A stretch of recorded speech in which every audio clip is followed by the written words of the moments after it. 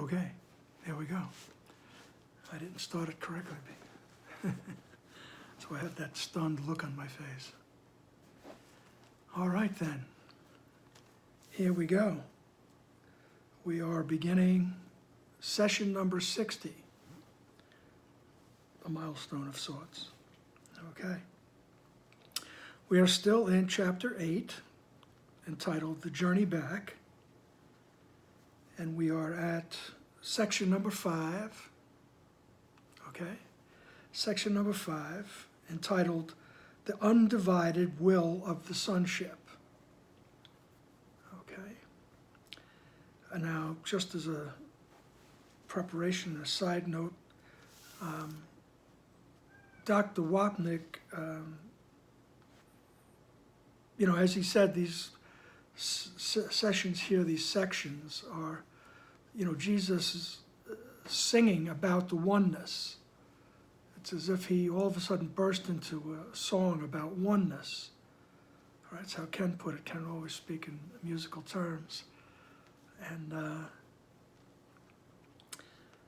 he says this section is also an appeal from Jesus, a direct appeal to let him help us. Let me help you. Okay, in the last section, if you're following along, even if you're not, in the last section, you remember that Jesus said, if you want to be like me, I will help you.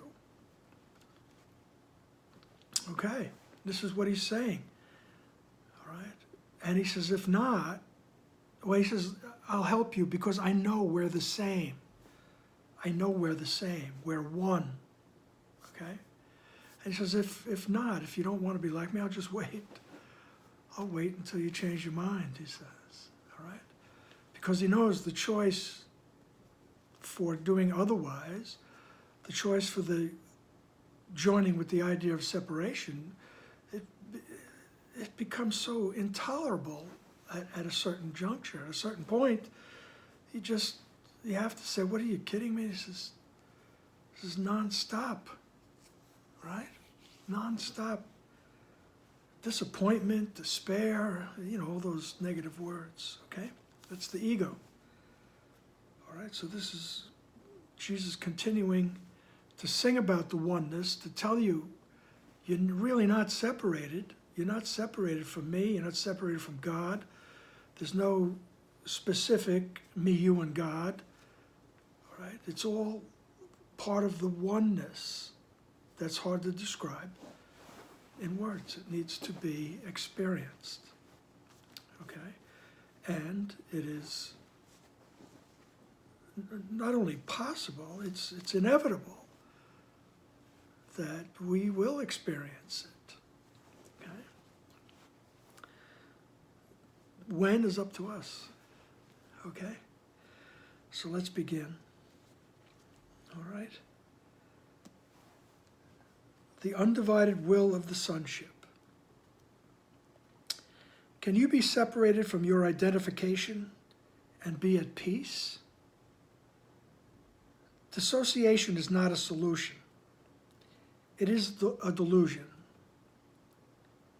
The delusional believe that truth will assail them, and they do not recognize it because they prefer the illusion. Judging truth as something they do not want, they perceive their illusions which block knowledge. Help them by offering them your unified mind on their behalf, as I am offering you mine on behalf of yours. Alone we can do nothing, but together our minds fuse into something whose power is far beyond the power of its separate parts. By not being separate, the mind of God is established in ours and as ours. This mind is invincible because it is undivided. Okay, there's the stating the case, stating the fact of oneness. Okay, and he asked us, can you be separated from who you really are and be at peace?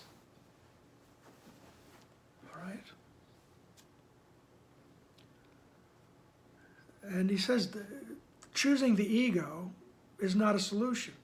So, as he says, dissociation is not a solution. It's a delusion. You have to hallucinate. You have to make up stuff. All right? And then we start telling ourselves lies to prop up the lie. All right? That the truth will hurt us. That going back to the mind, or even the fact that you have a mind, becomes threatening. All right? And going back to your higher self becomes even more threatening to that thought system. So there's all kinds of ways that thought system will tell you, don't look back, don't look there. You know, that don't look back is from, you know, kinds of mythologies and stories, you know, like Lot's wife looking back on Sodom and Gomorrah, and she was told not to look back, and she turned to stone. Right? Immortalized by ELO. Turned to stone. All right, and there's other stories all through the psyche of human beings that say, don't look. All right? The delusional believe the truth will assail them. And they do not recognize it because they prefer the delusion. Okay? It's like that old saying, the devil you know is better than the devil you don't know. They prefer the delusion. All right? Even though I'm uncertain, lonely, and in constant fear, you know, I prefer that because I know. I know how to zig and zag. You know, I know how to adjust to the slings and arrows, so to speak. Okay? So they think the truth, we think the truth will assail us. And they do not recognize because they prefer the delusion. Judging truth as something they do not want, they perceive their illusions which block knowledge. So we continually reinforce the illusion and become unaware of who and what we really are. All right? As Jesus states in the introduction to this course is not about love, which is, you know, quite beyond our comprehension, actually. Right? It has to be experienced, as they say. It's not about love, but it's about removing the blocks to the awareness of love's presence. Once we remove the blocks, we just become aware, and we have the experience. All righty then. All right? So, they perceive their illusions which block knowledge. And he says, help them by offering them your unified mind on their behalf, as I am offering you mine on behalf of yours. So the idea is to heal yourself. All right? And we do that by going to the right mind to ask for help. Help me to see this correctly. So it's not that we heal ourselves, we ask for the corrected perception, all right? And that dismisses the wrong mind, so to speak, and the mind becomes integrated or healed, all right? And then we offer everyone the benefit of our healed mind. As Jesus says, as I'm offering you my healed mind on behalf of your mind. Okay? And then he says, alone we could do nothing. Right? So, alone, if I'm just trying to figure it out myself, I'm going to be, you know, tripping down the street, you know, trying to make adjustments as I go along in my life. You know, trying to have a little bit of pleasure, avoid pain, you know, and then trying to figure out what it's all about. All right. So he says, alone we could do nothing. Excuse me. He says, but together our minds fuse into something whose power is far beyond the power of its separate parts. Right? So as little individual pieces of ego, we can't do anything. But when we fuse with the wholeness of Jesus' mind, the power is greater than anything. All right? It's beyond the power of its separate parts. By not being separate, the mind of God is established in ours. So by accepting the truth that we're not separated from God, we're not separated, all of a sudden the mind of God becomes ours. Okay? And this mind is invincible because it is undivided. Right? There's no division, there's no separate parts, there's no orders of difficulty, there's no hierarchies, there's nothing to be judged and defended against. There's just one. There's just oneness. All right. And that mind is invincible because it is one. It's undivided. The undivided will of the Sonship is the perfect creator, being wholly in the likeness of God, whose will it is. You cannot be exempt from it if you are to understand what it is and what you are. By the belief that your will is separate from mine, you are exempting yourself from the will of God, which is yourself. Yet to heal is still to make whole. Therefore, to heal is to unite with those who are like you, because perceiving this likeness is to recognize the Father. If your perfection is in Him, and only in Him, how can you know it without recognizing Him? The recognition of God is the recognition of yourself. All right? I mean, you could dwell on that sentence until you get it. The recognition of God is the recognition of yourself. There is no separation of God and His creation. You will realize this when you understand that there is no separation between your will and mine. Let the love of God shine upon you by your acceptance of me. My reality is yours and His. By joining your mind with mine, you are signifying your awareness that the will of God is one. All right?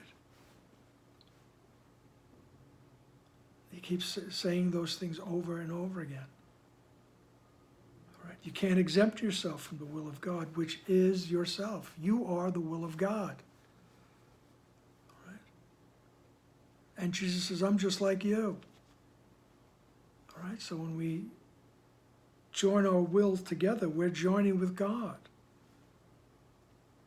By joining your mind with mine, you're signifying your awareness that the will of God is one. All right.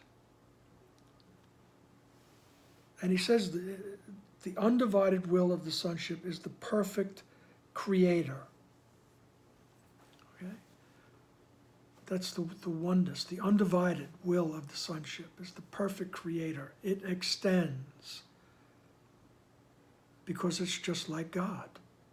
It extends. Okay? So, and he says you can't be separated from it and understand who you are and what the will of God really is. Right? So we have to undo that thought of separation. Here's my little cat, me and Jean, proud parents of little Dixie. You can hear her in the background. All right, calling for room service.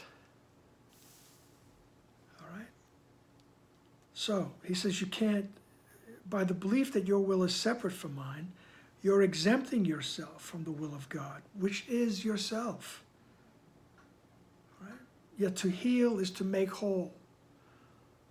So when we leave, right, when we relinquish that ego thought system, that idea, that belief that we're separated, the mind is healed and the wholeness is there. The wholeness reappears in our consciousness, in our awareness. All right? Therefore, to heal is to unite with those who are like you. All right? So, and he repeats these things. The recognition of God is the recognition of yourself. All right? And we work our way back there by asking to have our perceptions changed. Right? We're so used to being in this ego thought system. Right? We have to notice, oh, that's me listening to the ego as my guide. Can you help me change my perception, please? And you really, you'll see, sooner or later, you'll have a strong desire to have your perception changed, which is what it takes, really. All right, he's going to tell us you can't have a little heaven and hell. All right? So he says, the recognition of God is the recognition of yourself. There is no separation of God and his creation. All right, at another point in the book, he'll say, thoughts don't leave the mind that thought them. Okay? That's us. All right? We are the thought in the mind of God. He says, you can't leave the mind that thought you. All right? We have this image of running out the back door. Okay? My reality is yours, and by joining your mind with mine, you're signifying your awareness that the will of God is one. Paragraph 3. God's oneness and ours are not separate because his oneness encompasses ours. To join with me is to restore his power to you because we are sharing it. I offer you only the recognition of his power in you. Right? But in that lies all truth. As we unite with him. Glory be to the union of God and his holy sons. All glory lies in them because they are united. The miracles we do bear witness to the will of the Father for his sons and to our joy in uniting with his will for us. Right? You could see why Dr. Wapnick would say this is almost like Jesus bursting out into a song, right? Because he keeps saying the same things over and over again, but they become more powerful. As he says, God's oneness and ours are not separate because his oneness encompasses ours, all right? Just another way to say that. To join me is to restore his power to you because we're sharing it. All right? It's not that one person has it and you don't. All right? You have it, you're just not aware of it. All right? I offer you only the recognition of his power in you, but in that lies all truth. All right? As we unite with him. And then he just, exclaims, glory be to the union of God and his holy sons. All glory lies in them because they are united. Right? Because we're united with God, that's all the glory. Right? That's all the radiance. All right? That's the infinite, the holy of holies. However you want to try to describe it, right? the love that passes all understanding. Okay? And the miracles we do bear witness to the will of the Father for his sons. And the miracles we do are the correcting of perception. All right? And we bring the light with us, as Jesus does. All right? That's the miracles that we do. All right? We just correct the perception. We have the perceptions corrected. Okay? And that's done by uniting our will, right? Going to the right mind, as we'll say over and over again. Right? So, paragraph 4. When you unite with me, you are uniting without the ego, because I have renounced the ego in myself, and therefore cannot unite with yours. Right? Our union is therefore the way to renounce the ego in you. The truth in both of us is beyond the ego. Our success in transcending the ego is guaranteed by God.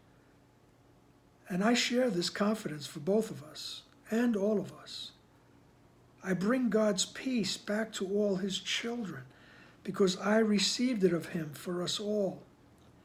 Nothing can prevail against our united wills because nothing can prevail against God's. Right? So when we go to the right mind and I say, help me to see this correctly, we have left the ego behind. And we unite with Jesus. He says, I don't unite with your ego. You know, because I've renounced it. Okay? I renounced the ego in myself. Right? That's Jesus just saying, ain't nobody got time for that. We don't have time for that nonsense anymore. All right? So Jesus says, when you unite with me, you unite without the ego. So when we're in that instant, when we say, help me see correctly, I truly want to be peaceful, we are renouncing the ego, as Jesus did, and we join with him. Right? And our union is therefore the way to renounce the ego. Because the truth in us is beyond the ego. He says. It's beyond that nonsense. The ego is a lie. Right? That we're separated from the mind of God. That's the original lie. Right? And our success in transcending this lie, our success in transcending the ego is guaranteed. Guaranteed by God. All right. And I share this confidence for both of us and all of us. So Jesus, being like our brother, he exudes this confidence. He keeps reassuring us, all right, that, you know, your success is guaranteed. You will renounce the ego. Right? So, I remember one time listening to Dr. Wapnick up in Roscoe, New York, on Lake Tanana, or Tanana Lake, rather. Somebody was almost, it sounded like they were angry at him. They said, well, how do you know this and this and that? You know, and Ken just looked at him with this wonderful little smile on his face, and he goes, I guarantee it. And at that moment, when I was listening, it's like something went off in my head. Just another awareness. It was like, oh, okay. All right. I see where this guy's coming from, you know. He was coming from experience, is what I'm trying to say. When he was, talking about peace, attaining peace, peace of mind. And, well, no, how do you know? I guarantee it. And that's what Jesus is saying. I guarantee that you will transcend the ego, which means transcending this conflict. Right? Let's not forget that this word ego, contains all the words: conflict, pain, despair, sorrow, right? Confusion. All right? That's all contained in that umbrella of ego, right? And guilt and self-hatred, all that. Jesus says, I guarantee you can overcome that. You will overcome that. And he brings that confidence with us like a brother. Sometimes it's hard to even imagine God, right? Later on, Jesus will say it's hard for you to imagine God without a body, all right? Because of the condition you're in. Everything's a body. Everything's got a solid form. All right? So we could relate to another body, Jesus. Right? And he's telling you, all right, come on, follow me. All right? I'm going to help you. All right? I'm going to help you transcend the ego. I'm going to help you transcend the conflict, the pain, the depression, the sadness, the fear, the guilt. Right? Just take my hand. All right? And he's going to say that later on, as soon as I stop talking. But in this section here. But later on, he'll say it again in one of my favorite lines from the Course, when he's talking about walking in these dark clouds of confusion and despair and the ego, right? He says, when you feel like you're overwhelmed by that, he says, just imagine yourself holding my hand. Imagine yourself holding my hand, and I assure you, this will be no idle fantasy. All right? That's Jesus bringing that confidence, that guarantee. He says, I'm not a figment of your imagination, folks. All right? All right? If you imagine yourself uniting with me, holding my hand, that's not going to be a daydream, bro. All right? That's no idle fantasy. All right? So that's the confidence that he brings and surrounds us with. He goes, I know what I'm talking about. Okay? So we relate to him. Okay? And we use him as a guide. All right? So he says, I bring God's peace back to all his children. This is paragraph 4, sentence 5. I bring God's peace back to all his children because I received it of him for us all. Like I say, he says, I know what I'm talking about. I received the peace, right? And I bring that peace to you. And I guarantee it for you. All right? I bring it back to all his children because I received it of him for us all. Nothing can prevail against our united wills because nothing can prevail against God's. All right? Once again, reinforcing us, telling us, don't worry about it. I'm with you. I'm taking you to the right place. Right? If you want to put all this nonsense in the rearview mirror, all right, come with me. Okay. Paragraph 5. Would you know the will of God for you? All right. Ask it of me, who know it for you, and you will find it. I will deny you nothing, as God denies me nothing. Ours is simply the journey back to God, who is our home. Right? Whenever the fear intrudes anywhere along the road to peace, it is because the ego has attempted to join the journey with us and cannot do so. Sensing defeat and angered by it, the ego regards itself as rejected and becomes retaliative. You are invulnerable to its retaliation because I am with you.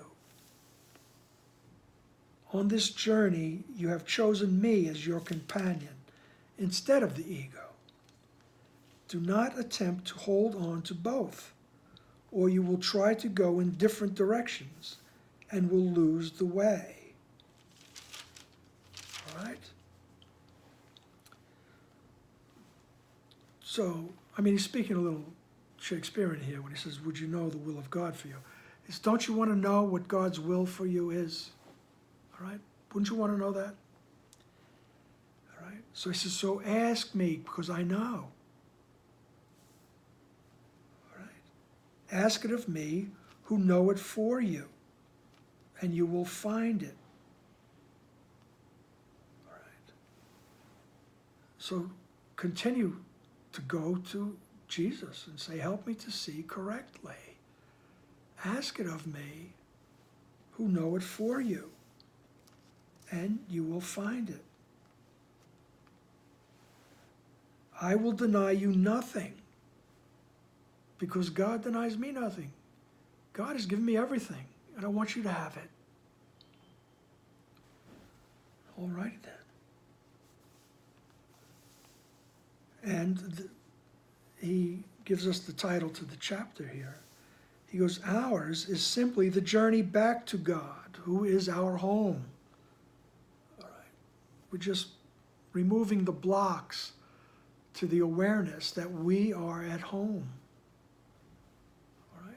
In another place, he'll say, we are at home in God, dreaming of exile. All right. So we're journeying back. We're waking up from the dream. All right. We're coming out of the dream slowly, for most. I'll speak for myself anyway. All right. This is the journey back home. And he says, whenever fear intrudes anywhere along the road to peace, it's because the ego has attempted to join the journey with us and cannot do so. Right? So that part of us that identifies as an individual starts to kick up. What are you doing? That's crazy. That's crazy talk.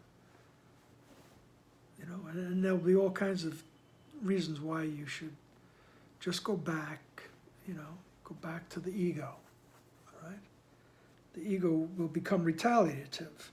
But he says, don't worry about that retaliation. There's a lot of people, myself included, when I first started studying the Course, that would look at the ego as if it was something other than me, as Kevin, threatening me,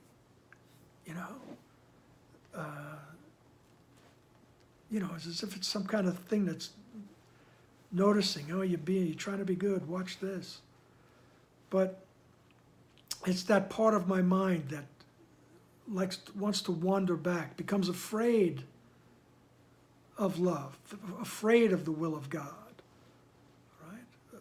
Afraid of becoming that abstract, right? And so I wander back into the ego, right? The ego doesn't know anything about God or Jesus or whatever. It just knows that it's becoming weaker. Right? So my individuality is becoming weaker, right? And that's what becomes threatened, right? So I go out and have an argument with somebody.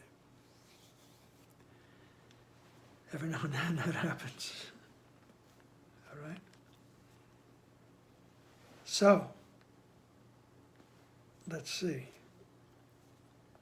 So sensing defeat and angered by it, the ego regards itself as rejected and becomes retaliative. But he assures us, you are invulnerable to its retaliation because I'm with you. Right? On this journey, you've chosen me as your companion instead of the ego.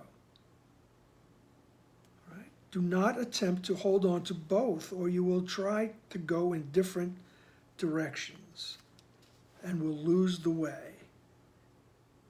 Right? So when we unite with Jesus, we're uniting without the ego. Right? But my fear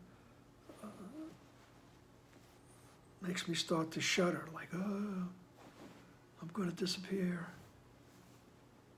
All right? But he says, don't worry about that. He says, you are invulnerable to that nonsense because you've chosen me and I'm with you. All right? So don't attempt to hold on to both. All right? You're going to go in two different directions and you're going to lose your way. So it's not about making the world better. It's about perceiving it correctly. Right? It's about perceiving the whole situation, every situation, correctly. Right? And it's not about a magical Jesus. Get me a pocket spot. I need a few bucks. Can you help me out? Could you make them listen to me? Make them see things my way. All right? What we want is to join with Jesus and experience peace, because our perceptions, our interpretations of what's around us have changed. All right? And we've asked for the change. Okay? So, he goes on, and so do I. In paragraph 6, the ego's way is not mine, but it is also not yours. The Holy Spirit has one direction for all minds, and the one he taught me is yours. Let us not lose sight of his direction through illusions, for only illusions of another direction can obscure the one for which God's voice speaks in all of us. Never accord the ego the power to interfere with the journey. It has none, because the journey is the way to what is true. Leave all illusions behind and reach beyond all attempts of the ego to hold you back. I go before you because I am beyond the ego. Reach therefore for my hand because you want to transcend the ego. My strength will never be wanting, and if you choose to share it, you will do so. And I give it willingly and gladly, because I need you as much as you need me. All right? In other words, we go back to the oneness together. All right? So, the ego's way is not mine, but it's also not yours. All right? And the Holy Spirit has taught me, he said. The Holy Spirit has given me the direction, right? And I'm here to teach you, okay? So, don't give the ego the power to interfere with the journey, right? And one of the ways we do that, the main way we do that, is to realize when the ego is up there yelling and screaming, and it's trying to interrupt the journey. Get back here. Get back here. Think about this. Right? You think about your status, your appearance, your bank account, or whatever. Think about those things. Pay attention. Right? But the idea, the way to not let the ego interfere with the journey is by looking at the ego. Okay? Look at it and then say, no, I don't want that anymore. I want to see correctly. All right? And as Jesus said from the very beginning chapter, he's here to correct things from the bottom up, So we start from where we are, and we work on it, and we remind ourselves we want the direction. We want that journey back, right? We want to go home, right? You ever go out for a long walk, all right? Especially if you're a senior citizen. And somewhere along the line you realize you went a little too far. And you start imagining what it's going to be like when you get home. And you sit down, you have some lunch, watch TV. You want to be home, all right? And that's that feeling of comfort that will come over us when we realize that this is the direction we want to go, right? I really want to be at home with God, all right? All righty then. That is the undivided will of the sonship. All righty then. And I will see you again soon for session 61. All right. Be good. And as my wife would say, no fighting. All right. Bye.